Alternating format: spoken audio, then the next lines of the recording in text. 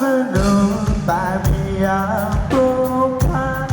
เรียนเธอกับฉันคืนนี้ไม่คิดว่ามันจะฝันไปไหมฉันนั้นไม่อยากจะบอกเพราะว่ามีเจ้าของหัวใจ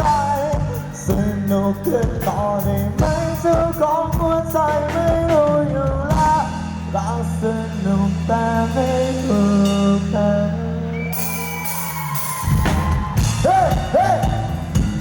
สวัสดีน้องทุกคนด้วยนะครับพวกเราวงบอสซัมนะครับ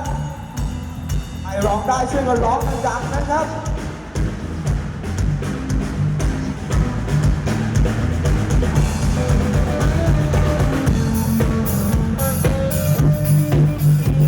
บอกมือได้เลยนะตามจังหวะเพลงนะฮะ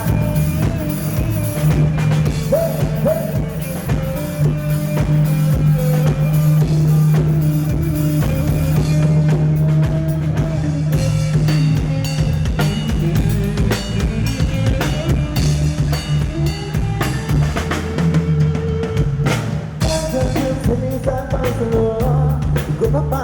ฉันดูไว้ส่งผลต่อใจคนที่มันที่เหงา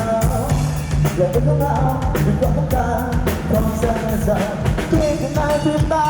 ร้องอ่อนไหวในความมืดมนส่งคนหาใจเป็นสักทีใจของเธอสักทีจะร้องจะเป็นสองที่บอกฉันได้ฉันปล่อยตัวปล่อยใจให้ไปแต่เธอว่าได้เพราะเธอคือรักเรื่องเธอกับฉันคืนนี้ไม่คิดว่ามันจะฝันไปไหมฉันนั้นไม่อยากจะพูดเพราะว่ามีเจ้าของหัวใจสนุกกันต่อได้ไหมเจ้าของหัวใจไม่รู้อยู่แล้วรักสนุกแต่ไม่รู้ใคร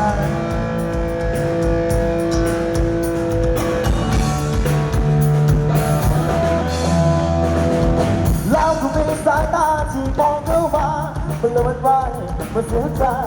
ส่งคนบอกให้ฉันเป็นแค่ตัวผ่อนคลาย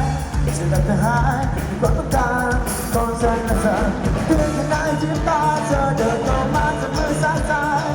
ยังคิดให้ส่งลงไปแบบนี้มันจะเดินไปฉันรู้สึกมีเจ้าของมือจับมือจ้องมาแอบเอาใจตัวไปปล่อยตัวปล่อยใจกับเธอเพราะเธอคือรักสนุกแต่ไม่อยากรู้พันเรื่องเธอกับฉันคืนนี้ไม่คิดว่ามันจะฝันไปไหมฉันนั้นไม่อยากจะพูดเพราะว่ามีเจ้าของหัวใจสนุกกันต่อได้ไหมเจ้าของหัวใจไม่รู้กัน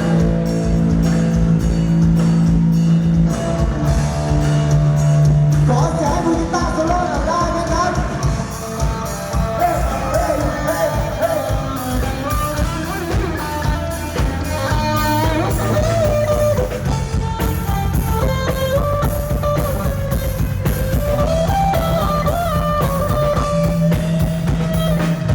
ในพิตา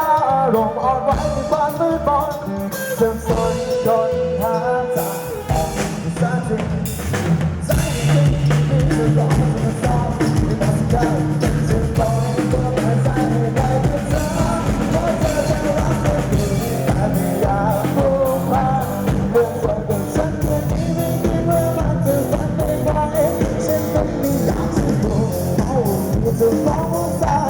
สนุกกันต่อได้ไหมเจ้าของหัวใจไม่รู้อยู่แล้วเพราะเธอแค่รักสนุกแต่ไม่อยากให้มารักกันไม่คิดจะพูดเธอฝันออกจากใจโน้ตเธอถึงบ้านแล้วเจ้าของหัวใจไม่รู้แล้วเธอพอไม่มีแล้วโอเคเธอมีมาแล้วไม่ต้องไปคิดให้มันเป็นสุขรักเธอแต่ไม่รู้กัน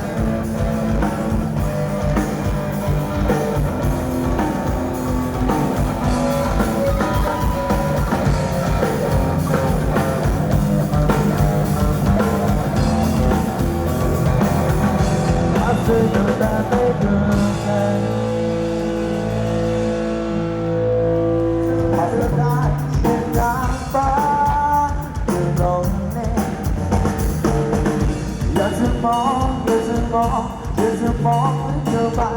อยากจะรู้ในใจเธอนั้นคิดอะไรเธอจะเหงาเธอจะเหงาเธอจะเหงาเหมือนกันบ้างไหมเธอ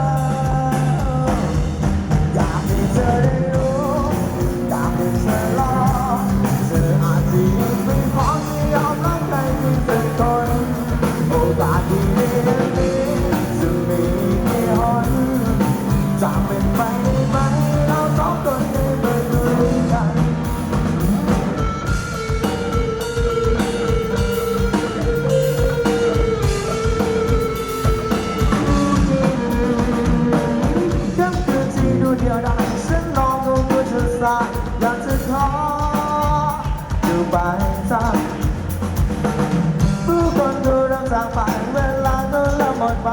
แม้ที่จะรู้